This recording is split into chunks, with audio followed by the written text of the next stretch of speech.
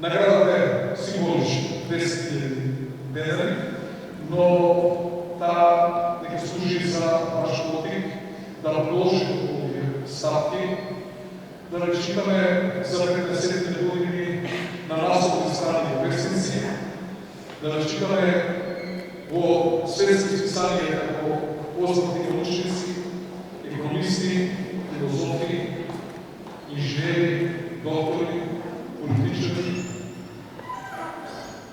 Искрено да имам ова повече, беше много говорено, да община да има и други области. Конкретно е за ова училище овде, за гласување, ако дадеше Министерството за образование и младата, што е должно да ги даде 4 милиона и 200 хиляди денари, сигурно поръчината трябва да се поголеми и ексклузивите още по-добри от това, що трябва.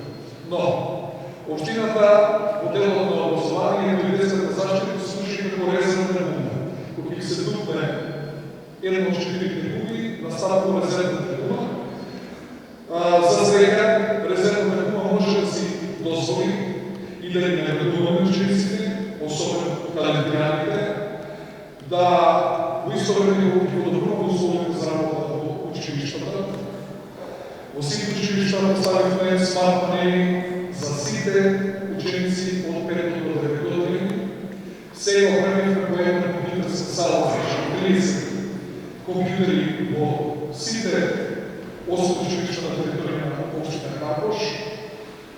Надале поставихме от 25 до 40 киловатни фотоволтаици на сите училища, за да намалим журчата на електричната енергия, а да видим какво можем евентуално за по-високия начин на водене на настава, да развиваме по-квалитетен интернет и сега защо е по-квалитетен, това ще трябва да дадем.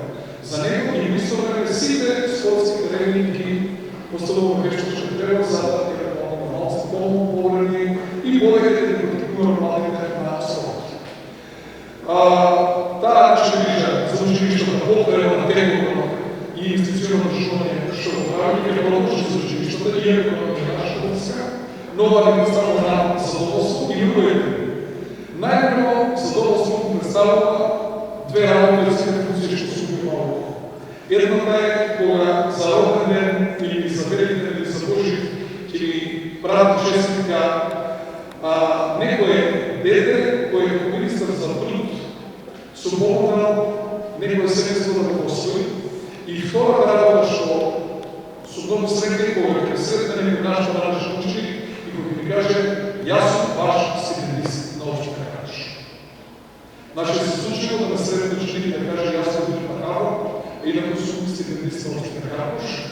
Во моментов, 3 члена на Македонска администрация опитвал се стипендисти на община Капош, еден член на Македонска администрация во Кошарка е исто така стипендист на община Капош и мене ми биде драго да и ние се среднем да бъдем живи здрави на 7 години, ако Господ така каже, а вие да не среднем и да кажете, аз бях продал се за най-добър ученик, проведец на генерация и бях награден в общината со еден малко в Гърция и со една символична награда и това ми беше подтик да продължим да бидем добри студенти.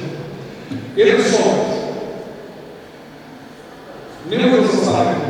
Имало и много добри ученици до 8 до 9 години, а потом ако изгубили силите. Или биде много добри ученици во средното училище, па ако изгубили силот на факултет. Факултетът и постдипломските студии сигурно дека не е толкова сигурен и добър и квалитетен живот, но да знаете ви остана да говори никога за това. Едната, кога и предусловно ги изпълните, потоа за вас наставува по-медицински живот и никувате го пазарът на трудът, там пак зависи и како сте заоблили и како во животот вие успевате да се знаете и на улица, и со други, што значи дека во животот да практицирате се и да учите вредно, и да ги слушате добрите, и да се дружите со другарите и другарките, и да имате любовни връзки, но в исто време и да спортувате. Ако видите конкретна личност, да знаете дека не ви резултат по живота. Ќе ви кажа најпросто, ако јас немав висока наобразба, кој би го јас да се сигурно дека ви стои овде и да ви врачам овие наредни. Значи, учете, резултатите ќе дојдат. Нека да ви се среќа, да сте живи и здрави, ви посакувам некој од вас еден ден да држи говори, да ви направи на превенција генерација во јавната